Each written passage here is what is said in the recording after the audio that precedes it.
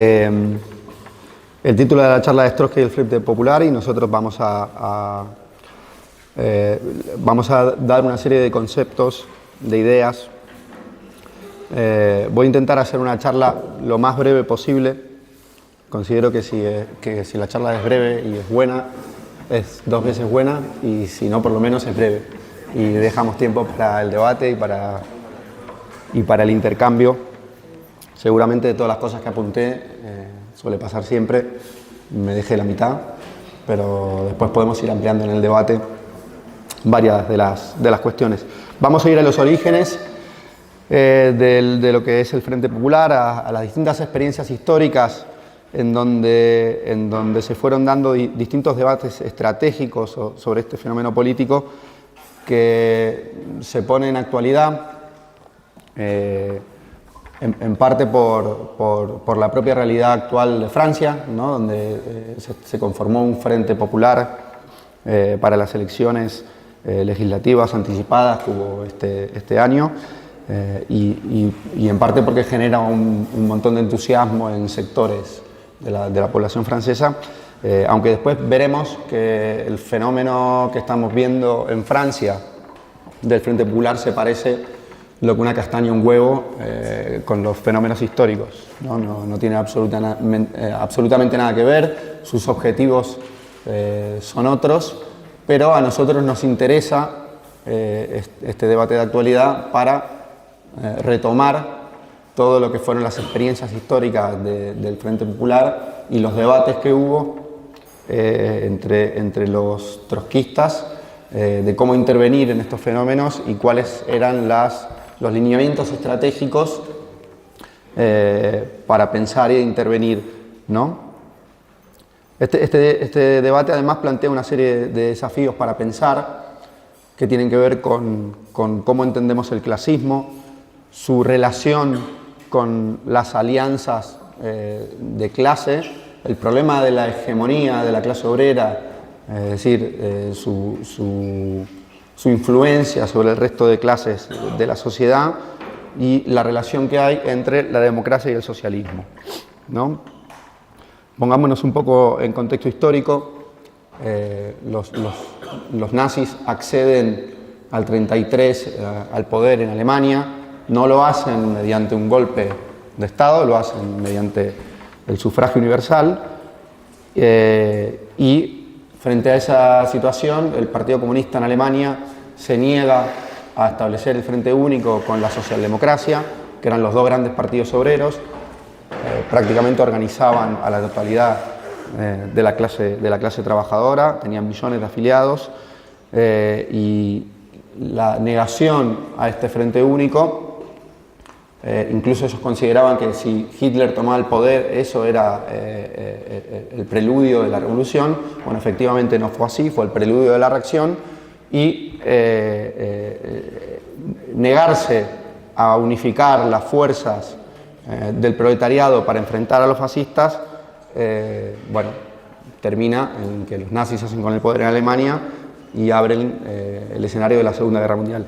A partir de ahí, los trotskistas consideran que la Internacional Comunista está muerta, no solo por el hecho en sí de esa política, sino porque dentro del Congreso de la Internacional Comunista no hay absolutamente ninguna voz crítica en ninguna de sus secciones. Eso hace pensar a los trotskistas que la Internacional es un cadáver maloliente para la clase obrera, deja de ser un instrumento revolucionario, y se plantea la fundación de la Cuarta Internacional, ¿no? Que será posterior en el 38. Pero del 33 al 38 hay una serie de experiencias políticas que van a ser fundamentales para la clase obrera, para pensar la estrategia, y son parte del acervo teórico y político de lo que va a ser posteriormente la fundación de la Cuarta Internacional. Estos hitos fueron España y Francia, ¿no?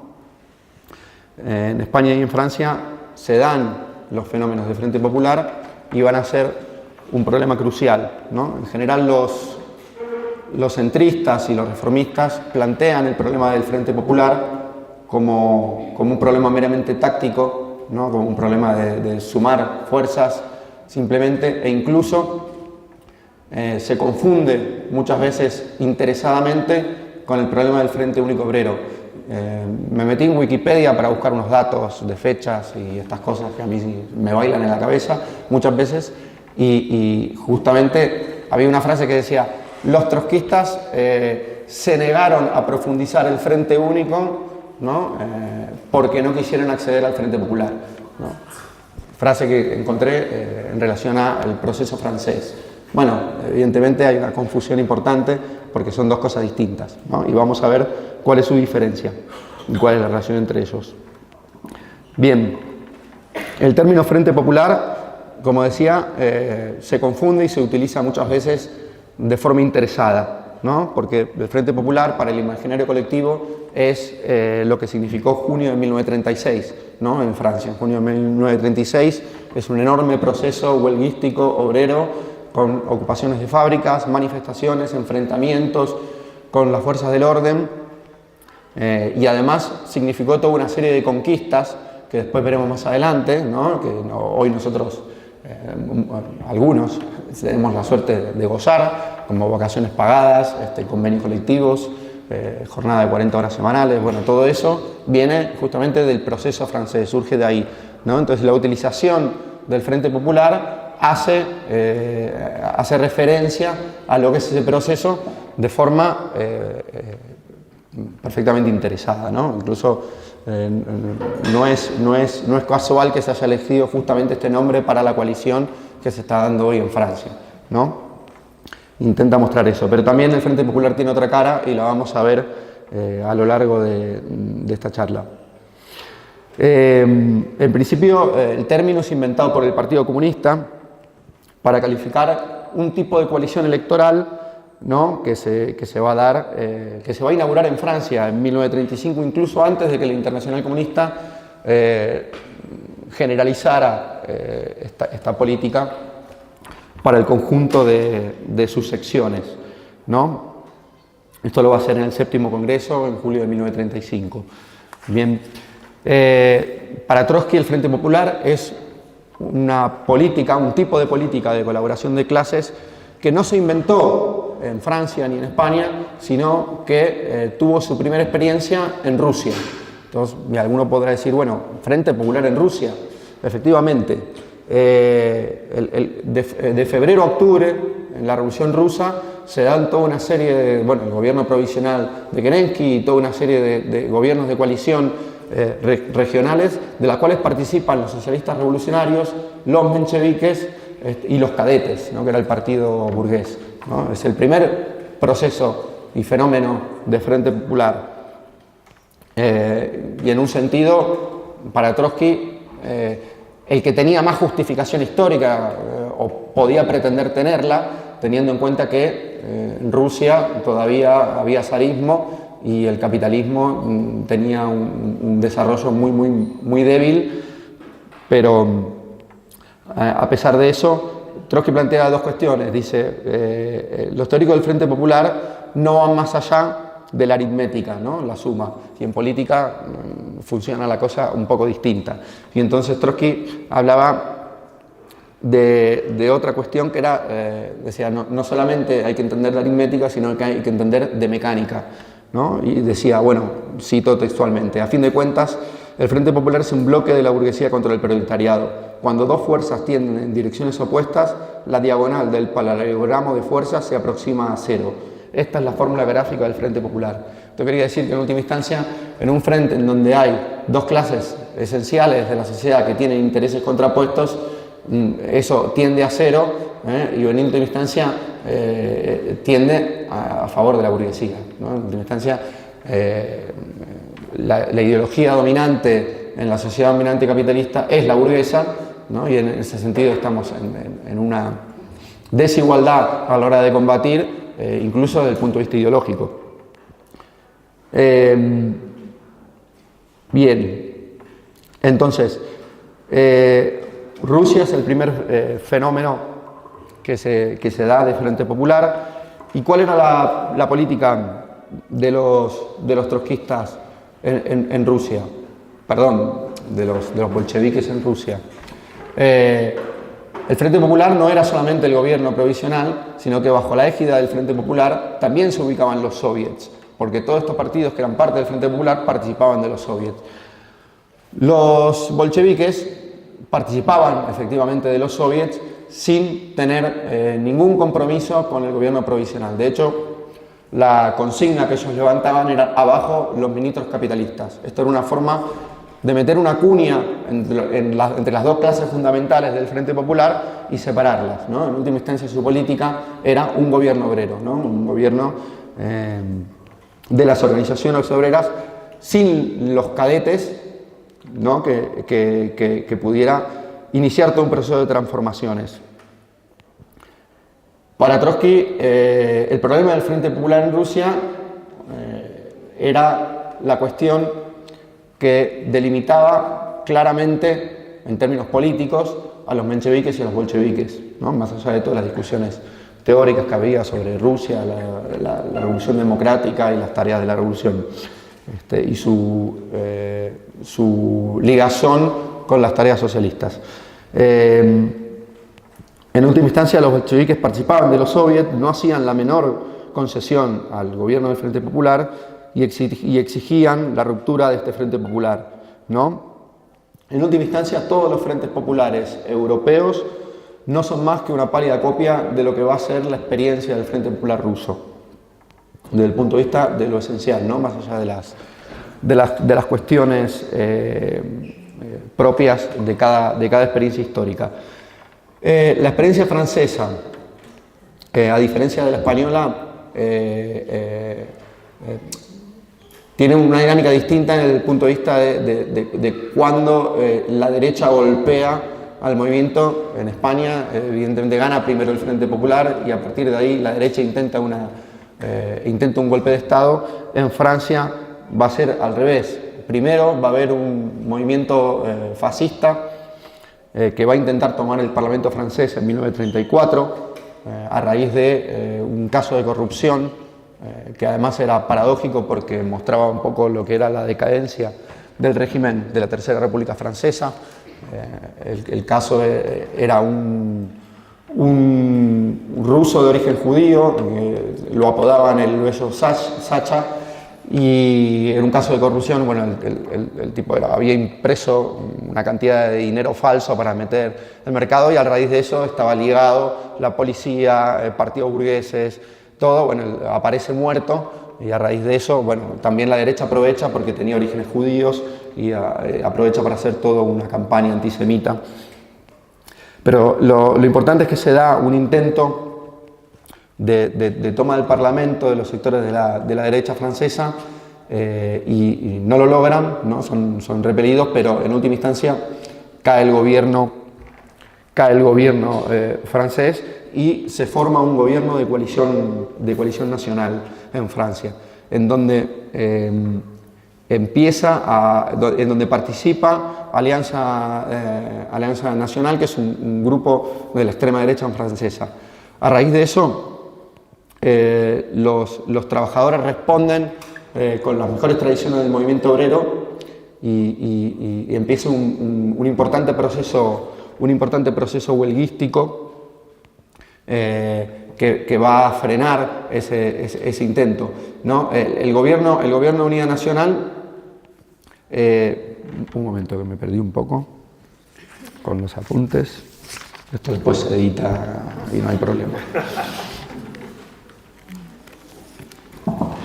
Bien, decían, cae el gobierno de Daladier, se forma el gobierno de Unidad Nacional con Alianza Democrática y el 12 de febrero está ya el proceso de huelga general que decíamos, ¿no? En este proceso de huelga general se impone la unidad en los hechos, es decir, incluso hay una manifestación de los socialistas franceses, que es la sección internacional, de la sección francesa de la Internacional Obrera, y el Partido Comunista. Cada uno convoca una manifestación por separado. Estas manifestaciones se juntan en el proceso de huelga general al grito de la unidad, ¿no? Hay una presión importante de la base para que se dé la unidad en las calles y se dé una experiencia distinta a la que había sido la experiencia alemana, ¿no? Hay una presión muy importante de la base y los trotskistas van a ser un sector de vanguardia en este proceso de unidad. Van a ser los adalides de la pelea por esa unidad. Esa unidad de acción que no se había dado en Alemania y que había significado la derrota del proletariado alemán. Bien, bajo este proceso de presión, los socialistas le proponen a los comunistas un frente único en la acción, ¿no? Sin embargo, los comunistas, que venían de lo que había sido el tercer periodo ultraizquierdista, ¿no? como parte de los zigzags de la Internacional Comunista, se niega en principio a esa unidad. Sin embargo, meses después, bajo la presión de la base e incluso de la base de muchos comunistas, llegan a un acuerdo de unidad de acción para el frente único, ¿no? Pero sin embargo este frente único se ve privado de contenido ofensivo, ¿no? Entonces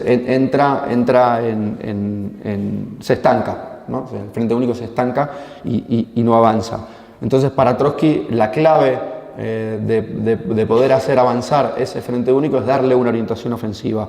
¿En qué consistía esa orientación ofensiva? Pues era una orientación ofensiva similar a la que habían planteado en Rusia, ¿no?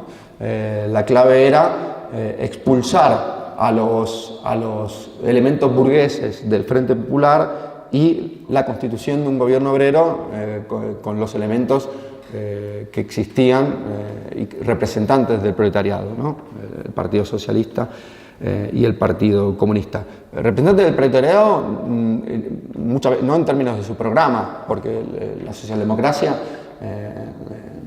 ya había claudicado a la Primera Guerra Mundial, es decir, pero sin embargo, desde el punto de vista de su composición, todavía tenía un enorme peso el movimiento obrero, ¿no? Tenían estrechos lazos orgánicos con los sindicatos, cuestiones que hoy, como para hacer un contrapunto con el proceso del Frente Popular francés, no tienen absolutamente nada que ver, ¿no? Podemos ver que hubo una transformación de los partidos socialistas, tanto en España como en Francia y en toda Europa, de que son partidos directamente burgueses, no solo en su programa, que ya antes lo eran también, sino también en su composición obrera. Hoy los partidos socialistas prácticamente no tienen ningún lazo orgánico con los sindicatos, lo tienen a través de militantes en común con otras organizaciones sindicales, pero con la burocracia sindical, que además tampoco es parecida a lo que eran los sindicatos en los años 30. Pero bien, volviendo a lo que es el proceso histórico.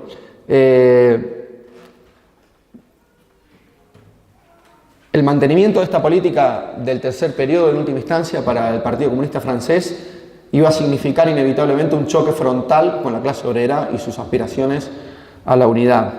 Desde este punto de vista, y teniendo en cuenta que además Stalin estaba buscando una nueva política exterior, teniendo en cuenta que el ascenso del fascismo había cambiado la relación de fuerzas en el panorama internacional, ve el momento de pasar a una nueva política. Esta política va a ser un giro de 180 grados. Se va a dar en 1935 y va a ser la adopción de la Internacional Comunista del programa de la política del Frente Popular para todas sus secciones, ¿no? Esto que uno dice así rápido, con una frase, tiene una enorme implicancia. Pensar que el ascenso del fascismo en Alemania significó cientos de muertos, la disolución de sindicatos, la disolución de los propios partidos comunistas, es decir, había sido una derrota a sangre y fuego de la clase obrera. Y el estalinismo, sin despeinarse, sin hacer absolutamente ninguna crítica de la política anterior, cambia 180 grados su política, sin más, ¿vale? Y no hay absolutamente ninguna voz crítica dentro de la Internacional Comunista tampoco sobre este problema, ¿no? Ni siquiera haciendo raconto y balance de lo que había sido la política de considerar que las socialdemocracias eran socialfascistas. Pues bueno, pues bien, los socialfascistas de ayer son los aliados privilegiados de hoy, según la política del estalinismo. algo un poco difícil de entender cuando uno lo ve así, como se dice, a toro pasado. Entonces, se forma en Francia un Frente Popular. ¿Y cuál es el argumento? Bueno, evidentemente, el argumento de la formación de este frente no solo es combatir a la derecha, sino que se plantea que la clave de este Frente Popular es poder pelear por influenciar a las clases medias, lo cual va a ser muy discutido por los trotskistas, ¿no? Porque ahora vamos a ver los argumentos. 7 de junio de 1935, Laval, hay un acercamiento de la URSS hacia Francia, hay un tratado franco-soviético de cara a plantearse una defensa frente a la Alemania nazi, y esto también va a ser parte de la situación, ¿no? El Partido Comunista Francés, con la entrada al Frente Popular, en el cual estaban los socialdemócratas y también el Partido Radical Francés, que es un partido de larga tradición de opresión colonial, la conformación de este Frente Popular en última instancia va a ser un guiño del Partido Comunista Francés a la burguesía francesa, demostrando su utilidad. En última instancia, el Partido Radical, que era el partido que en teoría representaba a la pequeña burguesía, Trotsky iba a discutir que no era el partido genuinamente de la pequeña burguesía, sino más bien era el instrumento de la gran burguesía sobre la pequeña burguesía. Y en última instancia también analizaba los datos electorales de este partido en las últimas elecciones que había tenido en los 30, y ese partido venía en una decadencia electoral. Entonces, desde ese punto de vista, un frente electoral con el Partido Radical no significaba un frente con las clases medias, sino que significaba un frente contra las clases medias. Significaba un frente con el partido que era instrumento del gran capital para influenciar a las clases medias, y no el partido genuinamente de las clases medias. Entonces, desde ese punto de vista, Trotsky decía, no es un frente con las clases medias, sino es un frente contra las clases medias. Clases medias que además, en un proceso revolucionario que se estaba dando en Francia, iban a tener que decidir entre las dos clases fundamentales, entre la dirección del proletariado y la dirección de la gran burguesía. Y desde ese punto de vista, la mecánica de la fuerza del paralelogramo que decía Trotsky jugaba en contra de que la clase obrera pudiera tener una política para influenciar a las clases medias, una política hegemónica. Por otro lado, el programa del Frente Popular, como no va a ser distinto en España, es un programa absolutamente que se detiene en los límites de la propiedad privada, se detiene de las fábricas, de la tierra, no plantea el problema colonial. Bueno, es un programa tibio, que estaba hecho a la medida de que sea aceptado por sectores burgueses. Para Trotsky la clave era acelerar esta experiencia de las clases medias con su dirección para poder liberarlas de esa influencia. Y eso no podía hacerse en el Frente Popular. El giro social patriota que significa esta política de la Internacional Comunista, en última instancia prepara el terreno para lo que va a ser la Segunda Guerra Mundial. En última instancia prepara el terreno porque la clave de la guerra es la unión nacional, la unión sagrada de clases, ¿no? Es difícil que la burguesía pueda, sin conseguir esa unidad, es decir, bajo el aplastamiento del proletariado, poder enfrentarse a otras naciones. Toda esta visión campista que plantea el Frente Popular, además, es una visión, ¿no? El hecho de la democracia contra el fascismo, de poder aliarse los sectores obreros y burgueses democráticos para enfrentar al fascismo, no solo es una cuestión que desarma al proletariado en la práctica, sino que además, desde el punto de vista de las ideas, va a ser la cobertura de la cobertura ideológica de la Segunda Guerra Mundial. Una guerra que todos estos sectores van a clasificar como una guerra de regímenes entre democracia y fascismo, y los trotskistas y los revolucionarios vamos a discutir que va a ser, al igual que la Primera Guerra Mundial, una guerra de rapiña imperialista, una guerra fratricida donde van a morir millones de proletarios en función de los intereses de una pequeña minoría burguesa que se quiere repartir el mercado y el mundo. En la génesis de esta justificación de la Segunda Guerra Mundial también están las ideas de lo que dan fundamento al Frente Popular. Ahora bien, cuando se discute el Frente Popular, en la Internacional Comunista hay una resolución que es la que se vota, que es la resolución conocida como la Resolución Dimitrov, que va a ser también va a plantear confusamente la relación entre frentes populares y comités. Comités de acción, que en última instancia va a ser una forma de frente único. Estos comités de acción, Trotsky va a decir que había que tomarle la palabra a la resolución Dimitrov y le van a parecer que son una de las claves del proceso francés. ¿Y por qué? Porque en última instancia los comités de acción eran la expresión de un frente único para la acción, ¿no? El frente único no es, a diferencia del Frente Popular, un compromiso con la burguesía, con un programa electoral para presentarse, sino es golpear juntos y marchar separados. Eso es lo que planteaba Trotsky, ¿no? Es plantearse la unidad para pelear, pero sin ningún compromiso desde el punto de vista de las posiciones que tienen las distintas tendencias de ese frente. Bien, para Trotsky los comités de acción eran en germen lo que podían ser, si se desarrollaban, organizaciones de tipo soviético, como se habían dado en Rusia. Y estas organizaciones van a ser claves por distintos motivos.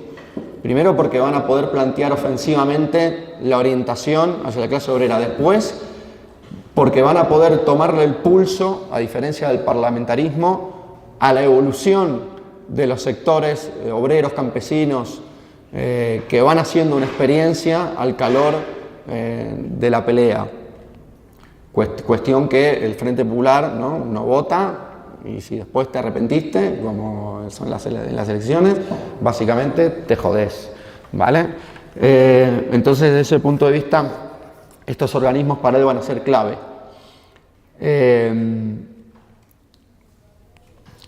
Y desde el punto de vista del programa, va a haber una serie de cuestiones que van a ser claves que evidentemente el Frente Popular no tomaba. En primer lugar, el punto de la autodefensa, ¿no? Evidentemente los fascistas armaban bandas de choque contra los obreros organizados y los trabajadores tenían que hacer lo mismo. No podían confiar en que el gobierno del Frente Popular francés arrestara ellos mismos a los fascistas. Incluso esto fue una discusión entre los propios trotskistas porque habían sectores que tenían una visión de que, mentando a lo que había sido la experiencia del antifascismo italiano, de que el gobierno tenía que detener a estas bandas fascistas. Bueno, Trotsky dice, no esperemos absolutamente nada de este gobierno, la clave es que los trabajadores organicen su propia autodefensa, organizando milicias territoriales, fabriles, que puedan repeler los ataques de los fascistas. Eso por un lado. Y por otro lado planteaba que la clave para que estos grupos de fascistas no se desarrollen son el control obrero y el control obrero de la industria, que era una cuestión importante. Y por otro lado, el problema vuelve a los comités de acción. La clave de los comités de acción, además de permitir esa experiencia, podía ser un elemento clave para la construcción de un partido revolucionario. La clave para la construcción de este partido revolucionario era entonces poder asegurar la unidad de acción de los trabajadores independientemente de las tendencias a las cuales estaban afiliadas en ese momento. En última instancia, evidentemente, los revolucionarios pretendían construir ese partido con todos los sectores críticos que habían estado peleando por esa unidad de acción, ¿no? Instintivamente, como eran muchos obreros del propio Partido Comunista y de la propia socialdemocracia. En este punto hago un paréntesis. El problema del partido va a ser un problema que va a recorrer tanto el fenómeno francés como el fenómeno español, y me refiero en particular a que los revolucionarios éramos una pequeñísima minoría frente a partidos enormes, monstruosos, que tenían un programa que se había aprobado contrarrevolucionario por parte de la socialdemocracia y también por parte del Partido Comunista. Entonces, desde este punto de vista,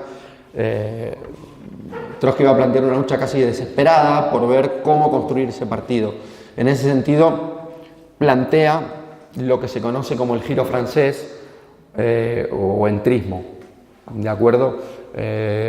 Una política que surge en Francia y que, bueno, después podemos ver que fue tan mal interpretada o incluso también interesadamente como la propia relación entre el Frente Popular y el Frente Único. Hay corrientes que hoy mismo están haciendo entrismo en comisiones obreras o en el Partido Socialista, cuando son partidos absolutamente liberales. ¿En qué condiciones va a plantear Trotsky entonces el entrismo al Partido Socialista? Bueno, primero, los trotskistas eran una minoría. Segundo, el Partido Socialista había quedado muy tocado después de lo que había sido el ascenso de Hitler. Empezaba a tener, no así el Partido Comunista, pero sí el Partido Socialista empezaba a tener importantes sectores críticos. El ala derecha se había ido y empezaba a surgir un importante ala izquierda dentro del propio partido. Entonces Trotsky dice, la clave es que nos metamos ahí, radicalizar la base del Partido Socialista y salir fortalecidos de esa experiencia. Bien, luego veremos cuál fue el resultado de esta política y por qué, ¿no? Pero la idea es que la clave era poder construir la fracción revolucionaria para poder dotar a estos procesos de una dirección y evitar que las direcciones de la socialdemocracia y el estalinismo los llevaran nuevamente a una sangrienta derrota. Bien, mayo de 1936, este Frente Popular que se conforma con los radicales, los socialistas y los comunistas, gana las elecciones en Francia y es designado Léon Blum, un socialista, como presidente. Bien. En este momento va a surgir un enorme movimiento de presión y de radicalidad obrera que va a estar compuesto por una importante huelga general. Van a participar en esta huelga más de 2,5 millones de trabajadores. Un dato, por ejemplo, para que se den cuenta de la profundidad del fenómeno: en la Renault, la fábrica de coches de esa época, el sindicato tenía 700 afiliados. En pocas semanas pasa a tener 25.000 afiliados. Es decir, es un enorme proceso obrero de organización, de radicalización. Hay tomas de fábricas, hay enfrentamientos con la policía, por supuesto, hay decenas de muertos. Y todo este movimiento va a intentar ser desarticulado con lo que se conoce como los acuerdos de Matignon. Las direcciones, frente a una situación de desborde, van a entregar toda una serie de concesiones, que son estas concesiones que están en el imaginario que decíamos antes, de las que algunos de nosotros gozamos todavía. Vacaciones pagadas, convenios colectivos, 40 horas semanales. Y estas van a ser toda una serie de concesiones para intentar desarticular el movimiento. Sin embargo, estas concesiones, como todas las concesiones que se dan en el capitalismo, se dan con la mano izquierda y se intentan quitar con la mano derecha. Desde este punto de vista, en los meses sucesivos, el gobierno del Frente Popular va a intentar atacar estas distintas conquistas y, en última instancia, la alternativa, frente a la falta de alternativa de una dirección revolucionaria, esto va a ser muy complicado y el Frente Popular, en última instancia, va a abrir el camino a lo que va a ser la Segunda Guerra Mundial, como decíamos antes, no solo porque desarmó a la clase obrera, porque la privó de una dirección revolucionaria, sino también porque selló las bases de la unidad sagrada para poder posteriormente ir a lo que significa la carnicería imperialista de la guerra. El Frente Popular francés jamás prestó ningún apoyo a lo que significó el proceso español en la guerra civil, y mucho menos se planteó el problema de las colonias, de las cuales Francia tenía unas cuantas.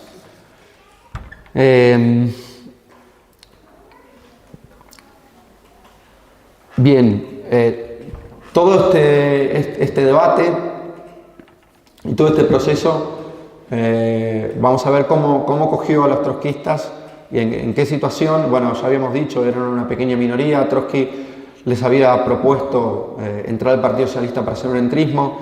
Finalmente los convence, y los trotskistas empezaron a ganar un auditorio dentro del propio Partido Socialista. Sin embargo, esto también va a significar un peligro para la dirección socialista, y frente al cambio de situación que había significado la conformación del Frente Popular, Leon Blum en el Congreso de Malhaus plantea que si los trotskistas son un problema para la unidad con los comunistas, él no tendría ningún problema en echarlos.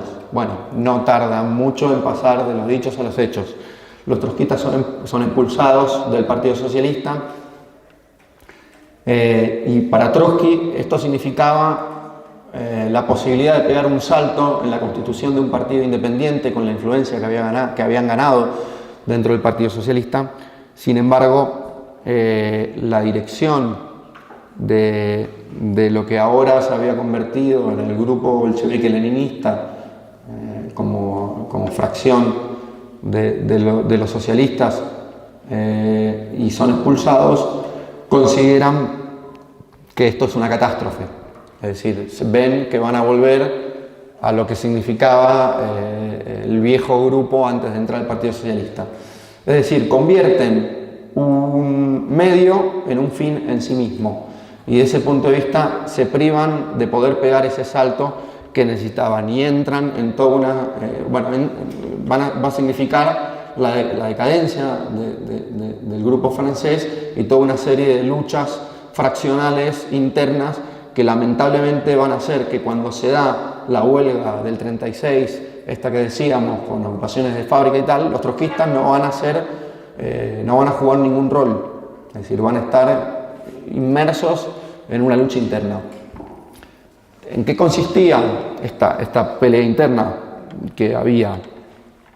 Bien, por un lado, había un ala más bien sectaria que se oponía frontalmente al Frente Popular y que su consigna era abajo el Frente Popular, tal cual, sin más, y había toda un ala que es con la que más discute Trotsky, representada por Leonetti y Fischer, que eran dos dirigentes del grupo trotskista francés, que van a plantear consignas del tipo el Frente Popular al poder, ¿no? De ayudar al Frente Popular, o la lógica esta que contaba antes de la experiencia del antifascismo italiano, de que el Frente Popular encarcele a los fascistas, de llevar adelante, de vigilar al Frente Popular para que lleve adelante las cuestiones más progresivas de su programa. Bueno, Trotsky, al igual que lo habían hecho en el proceso del Frente Popular ruso, plantea que la consigna es ni muy ni tan, es decir, ni el Frente Popular abajo, ni el Frente Popular al poder, sino más bien una consigna parecida a la que habían planteado en Rusia, ¿no? Si en Rusia era bajo los ministros capitalistas, la formulación que planteaba era algo así como echemos a los políticos burgueses del Frente Popular. Entonces, para Trotsky, la clave, decía, es atacar por el punto débil del Frente Popular, es decir, no por el lado de las fortalezas o por el punto en donde era más difícil poder dialogar con el sentimiento de masas, sino desde el punto de vista más contradictorio que tenía ese Frente Popular. Para él, esa era una de las reglas de la estrategia, y consideraba que si se rompía ese eslabón de la cadena, la cadena de conjunto ya no encorsetaba al conjunto de los trabajadores. Incluso Trotsky plantea el problema de tomarle la palabra y concretar algunas de las reivindicaciones del Frente Popular, como la semana de 40 horas, antes de que fueran los acuerdos, porque estaban inscritos en su programa.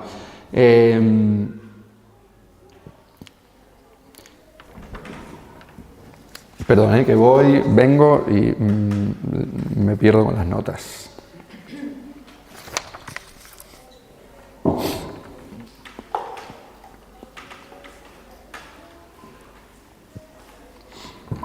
Bien, en última instancia, en 1938 el Frente Popular se rompe por la doble presión de la burguesía y la política de alianzas de la URSS. En ese momento, la URSS, en un nuevo zigzag, sin demasiada explicación, va a intentar ir a un acuerdo con el nazismo alemán, ¿no? Lo que se conoce como el Pacto Germano-Soviético. Entonces se separan un poco de lo que significa los acuerdos con la burguesía democrática. En última instancia, Trotsky lo que va a plantear como una de las conclusiones, en última instancia, es que el antifascismo no es nada. El antifascismo está vacío de contenido. En última instancia, el antifascismo es la forma que adquiere para el stalinismo la justificación de una alianza con la burguesía, que, como vimos, ata a los sectores obreros de pies y manos y priva a los revolucionarios de poder ganar influencia. Paralelamente, prácticamente, a lo que es el proceso francés, se da el proceso español, del cual yo creo que todos conocemos un poco más que el de Francia. Febrero de 1936 se forma el Frente Popular, que no había querido tomar ninguna medida preparatoria para evitar el golpe fascista de Franco, que se está dando y se prepara a la luz del día, prácticamente. En relación a lo que eran los comunistas de izquierda en España, el grupo de Nin y Andrade, de Juan Andrade, se fusionan bajo un programa centrista con el bloque obrero y campesino de tendencia bujarinista, y en última instancia después van a entrar posteriormente a lo que es el Frente Popular español, junto a las organizaciones anarquistas, la CNT-FAI, que se pasa por la piedra el conjunto de su teoría con respecto al Estado, y los defensores de la revuelta de Kronstadt en Rusia pasan a formar parte de un gobierno con los republicanos en España. El programa del Frente Popular español, pues tres cuartos de lo mismo del programa del Frente Popular francés, un programa tibio, radical, que se detiene frente a los límites de la propiedad privada, de los grandes medios de producción, de la tierra, que tampoco toma el problema colonial marroquí, incluso teniendo en cuenta que el ejército fascista se nutre de carne de cañón de las colonias. Desde este punto de vista, al igual que en Francia, el Frente Popular se erige como la anteúltima carta de la burguesía antes de apelar al fascismo, para desarticular un proceso de radicalidad obrera que se proponía subvertir la realidad. Frente al intento del golpe de Estado, como todos sabemos, y frente a la pasividad absoluta del gobierno del Frente Popular, los obreros no esperan, saquean armerías, toman fábricas, arman milicias y derrotan al golpe. En ciudades como Barcelona quedan bajo control total de los trabajadores, y si no hubiera sido por la propia decisión de los dirigentes anarquistas, que tenían un peso enorme, se hubiera podido tomar el poder en Barcelona sin ningún problema. Sin embargo, se abstienen de eso, pero no se abstienen de formar parte de un gobierno de coalición. Mientras Franco recibía armamento de Hitler y Mussolini, el Frente Popular planteaba la consigna de primero ganar la guerra y después las reformas sociales. Bueno, el resultado evidentemente es ni la guerra ni reformas sociales. ¿Por qué? Porque para en última instancia ganar la guerra había que deshacerse de la burguesía republicana y tomar una serie de medidas programáticas que podían asegurar esa victoria. ¿Y cuáles eran esas medidas programáticas? Bueno, ¿por qué los campesinos iban a entregar su vida para combatir a Franco si no tenían la tierra?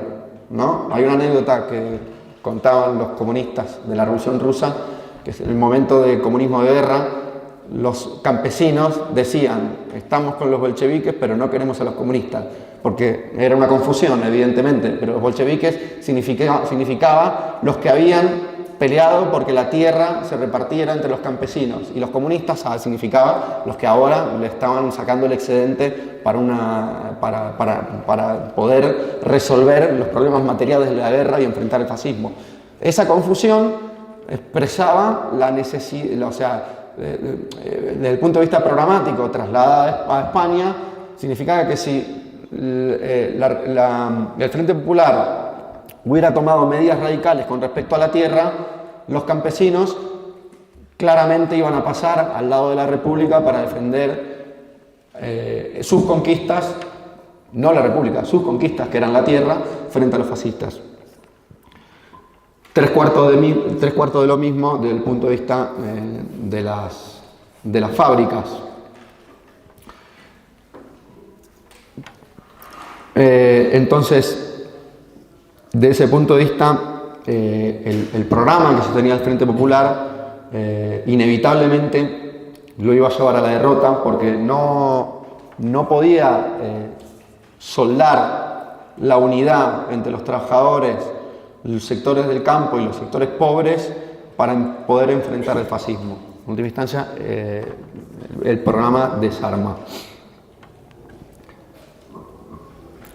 Trotsky además sostenía que el fascismo es la reacción no feudal, sino burguesa, y que contra esa reacción no se puede luchar con éxito más que con la fuerza y los métodos de la revolución proletaria. Es decir, los métodos democráticos son completamente obsoletos. Jean Rouch, uno de los compañeros de Trotsky presente en la revolución, iba a decir esto, y cito: cada obrero constataba en la práctica, cara a cara con la realidad, que le era imposible vencer el fascismo, cumplir las tareas democráticas de otro modo que no sea mediante los métodos de la revolución socialista, expropiando al expropiador y construyendo el aparato del Estado obrero. Bien, es decir, no solo no se combate el fascismo, sino que realmente lo que la República combate es la revolución.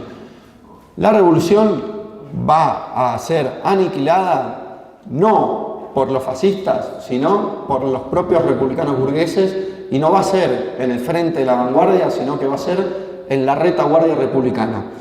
Mayo del 37, la famosa jornada de mayo, la toma de la Telefónica, y acá el problema no solo va a ser programático, sino que va a ser bien concreto. Las direcciones del POUM y la CNT llaman abiertamente a levantar las barricadas de mayo del 37. Esto va a significar la muerte del proceso revolucionario español y, por lo tanto, en última instancia, la posibilidad de vencer al fascismo y continuar con el proceso de transformación social que va a dar el inicio de la Revolución Española. A golpe de decreto contra los revolucionarios, decretos contra la colectivización de las tierras, decretos contra el armamento del proletariado, van a ser poco a poco desarmadas las fuerzas de la revolución y en última instancia se van a sentar las bases para que el fascismo aplaste a la revolución proletaria.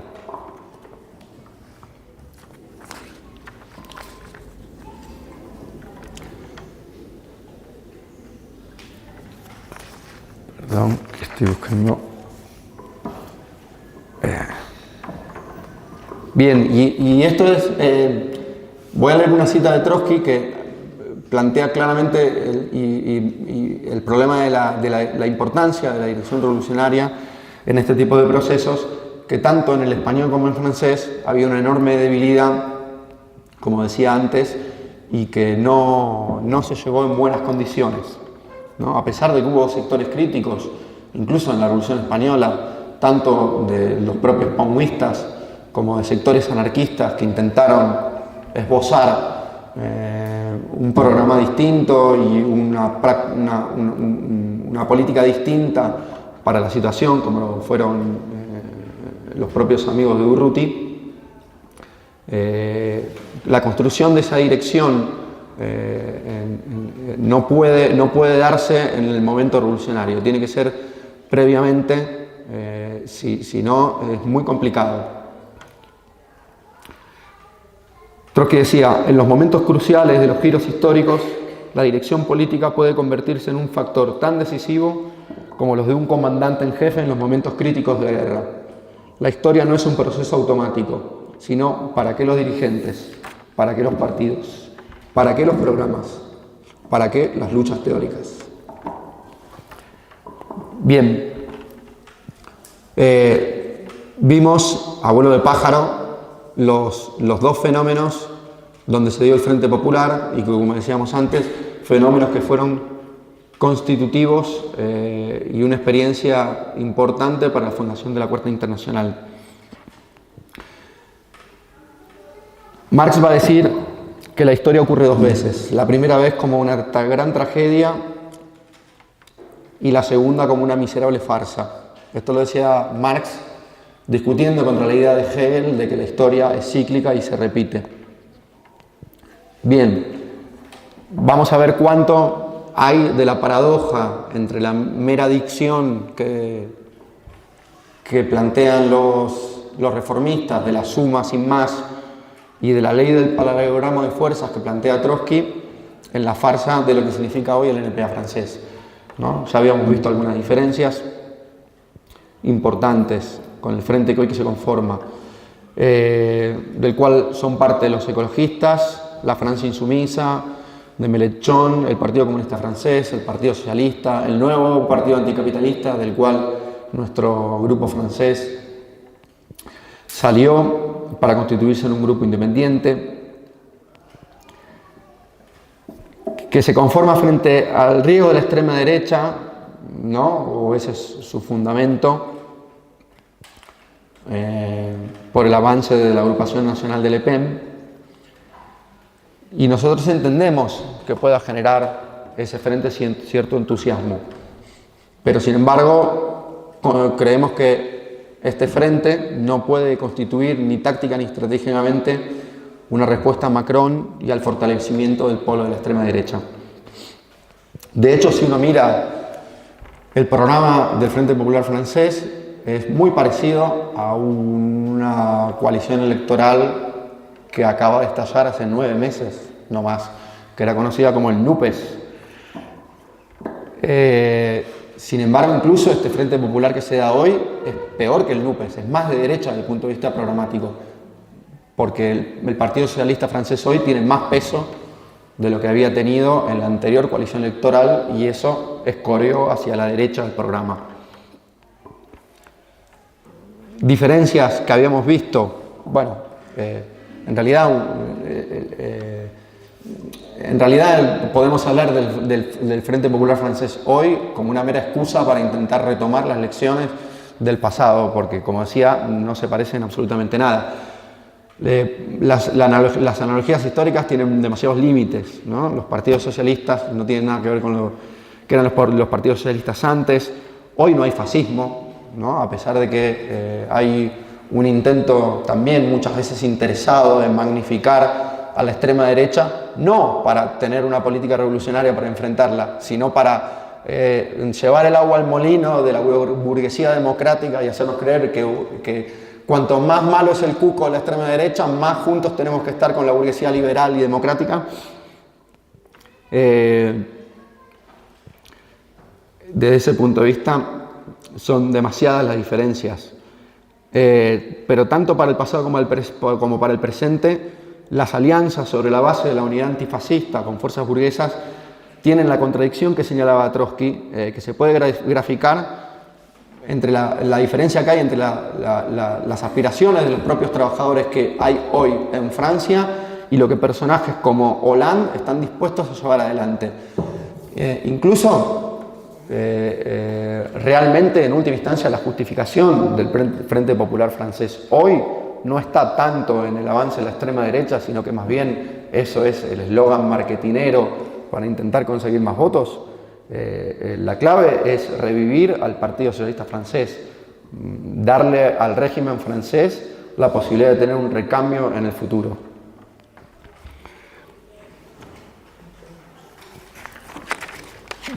De este punto de vista, lo que sí sigue siendo de terrible actualidad es que en última instancia la única democracia que es una fuerza verdaderamente efectiva para oponerle al fascismo y al avance de la extrema derecha, es la democracia obrera, la democracia con apellido.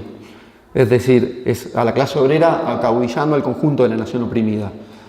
La clase obrera con el programa democrático radical que inauguró la Comuna de París de 1871, que es de un igualitarismo radical, que plantea la abolición de todo tipo de poder especial, que plantea la abolición del parlamentarismo y la conformación de una Cámara única de representantes con condiciones iguales de elección, donde los representantes electos sean revocables, elegidos directamente y revocables con un control permanente y en última instancia ligado a un programa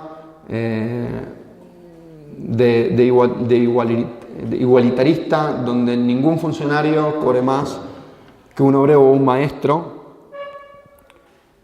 que se disuelvan las fuerzas represivas especiales del Estado en favor del armamento generalizado de la población y en última instancia estas medidas de la vieja experiencia de 1871 constituyen en última instancia el paso más seguro de la democracia burguesa a la democracia proletaria, y junto a la expropiación de los expropiadores, es decir, medidas en términos económicos, no solo políticos, ¿no? La expropiación de las tierras y las fábricas,